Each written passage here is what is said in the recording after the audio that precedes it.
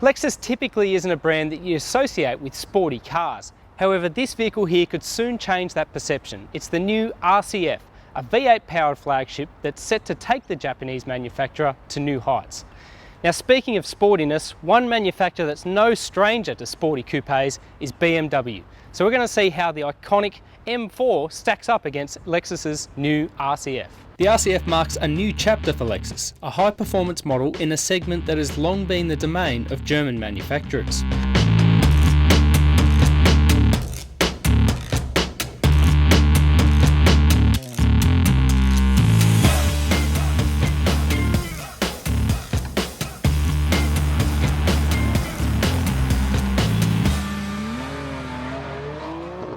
And it seems Lexus is intent on creating its own history with what's under the bonnet. A 5-litre naturally aspirated V8 engine that arrives at a time when both BMW and Mercedes-Benz are downsizing to smaller capacity turbocharged units in the name of efficiency.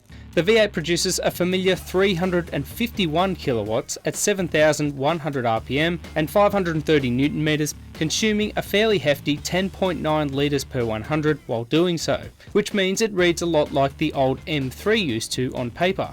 In the blue corner is the recently updated M4, its new twin turbocharged 6-cylinder engine producing 317 kilowatts and 550 Newton meters, while sipping on only 8.3 litres per 100 kilometres. So in the engine department, is bigger better? We put both vehicles against the clock to find out. The M4 struggled to convert its power advantage to traction on launch, reaching 60 km an hour in an identical 2.5 seconds to the RCF. From there though, it was all the M4, stretching away as its engine hit the meaty mid-range. In the end, the BMW clocked triple figures in 4.4 seconds, 6/10 ahead of the Lexus. As it turns out, engines are just one of the major differences between these two coupes.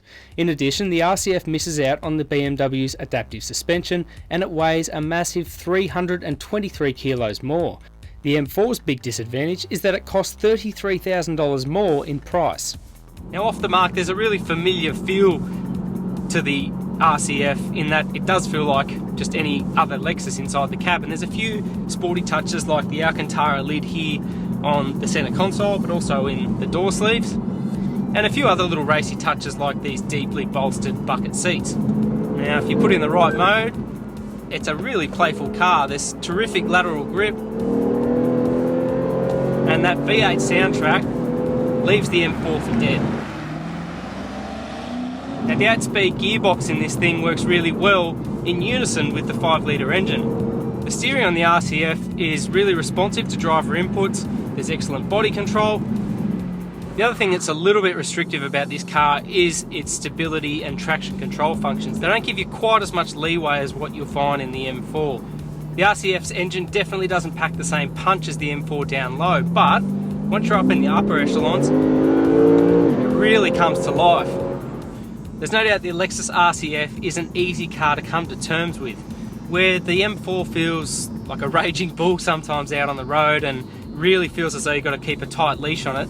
This thing is quite easy to manhandle, and it's probably not as imposing simply because it doesn't have the same firepower, and it feels probably more compact out on the road.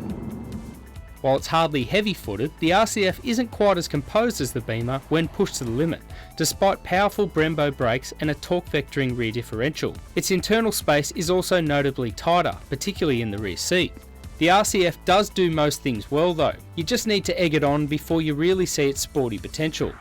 At the other end of the spectrum, the M4 needs no second invitation. And while the sound on the M4 is a little bit divisive, one thing that it has done is improve this car's fuel efficiency immensely over the outgoing V8. That said, the engine feels quite highly strung in daily driving, even set to the most comfort-oriented mode. Off the line, it's a little bit lurchy and hesitant, and the throttle is really sensitive to driver inputs. But one criticism is that the torque band is quite narrow, so when the power does come on, it comes on in a big way. It sort of smacks you in the back, and probably isn't as easy to control as what you'd find in the Lexus. The same can be said for many other elements of the M4.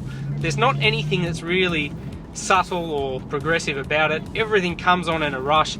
It's a very visceral car to drive. But when pushed, the M4 definitely delivers. It's a very entertaining car to drive, and one that instills confidence in the driver as soon as you get your head around the engine and all the electronics at play. But that's one trump card with the M4. It does have a lot of different settings to play with, both in the transmission, the engine, the steering, but also the adaptive dampers, and they do make a big difference out on the road. In the standard comfort settings, the suspension really takes the edge off harsh bumps, whereas in the sport setting, the car's quite harsh and fiddly in the way it rides, even crashy over bigger undulations. There's a few uncharacteristic elements too for a BMW.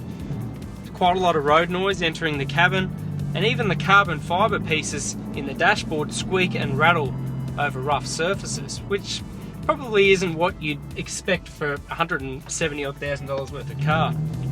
The M4 definitely feels more in control at the limit, however the trade-off is a more brittle ride and more road noise on coarse-chipped surfaces. Its steering is also a little inconsistent, too light and sensitive at high speed in comfort mode and then artificially weighted in the sportier settings. Even so, the M4 is undoubtedly the car you'd pick if you were doing regular track days. But out in the real world and throughout our testing, it was the RCF that won our vote in a hard-fought tussle. Its $33,000 price advantage and more livable engine and drivetrain cementing the newcomer as the easier everyday option.